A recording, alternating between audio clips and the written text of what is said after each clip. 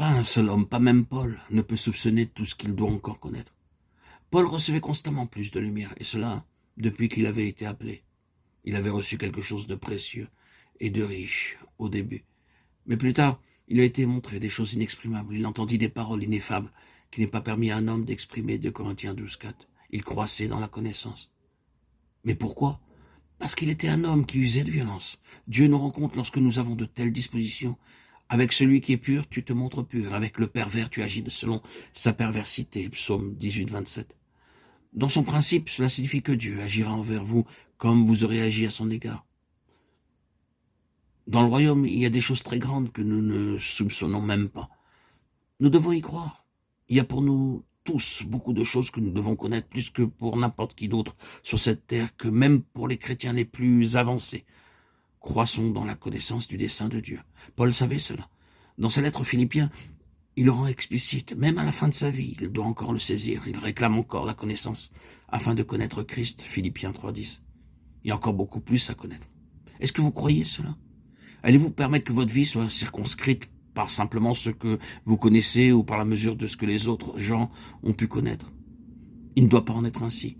C'est la pleine mesure de Christ qui détermine la finalité divine, jusqu'à ce que nous soyons tous parvenus à l'unité de la foi et de la connaissance du Fils de Dieu, à l'état d'homme fait à la mesure de la stature parfaite de Christ, Éphésiens 4:13. Croyons-nous cela? Aucun mouvement, aucune société, aucune organisation évangélique, aucune église sur cette terre ne sont encore entrés dans cela. Mais c'est l'objectif qui est en vue, la vision. Toutefois, Dieu désire, afin de nous amener à cette plénitude, que nous soyons des hommes violents, que nous soyons déterminés, déclarant à tout ce qui obstrue la route, ces voix qui subtilement veulent nous influencer. Mettez-vous de côté, je marche en avant avec Dieu. Je ne vais pas permettre que cette voie soit obstruée. L'évangile du royaume est prêché. Est-ce que vous pouvez imaginer ces judaïsants parlant de Jésus aux autres gens? Prenez garde, attention de ne pas être attrapé. Nous vous conseillons de vous éloigner de cela, n'ayez pas de relation avec lui. Tout cela est bon train. Paul était aussi confronté à cela sans répit. Il était suivi à la trace dans ses voyages par ces mêmes gens. Il les avait sur ses talons, disant « Prenez garde, il est dangereux ». Le Seigneur lui-même avait été confronté à tout cela. Et il disait « Le royaume nécessite la violence. Cela implique la violence.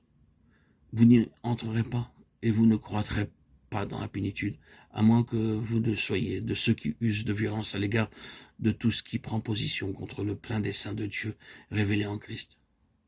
Vous ne connaîtrez même pas ce qu'est ce dessein, car Dieu ne pourra vous révéler l'étape suivante de son plan que s'il voit que vous êtes quelqu'un qui y entre en usant de violence. Êtes-vous comme cela? Si nous sommes passifs, tout sera perdu.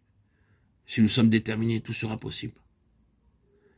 Que le Seigneur fasse de nous des hommes et des femmes de cette sorte. Autrement, nous serons comptés parmi ceux qui ont des yeux pour voir et qui ne voient point, des oreilles pour entendre et qui n'entendent point. Ézéchiel 12:2.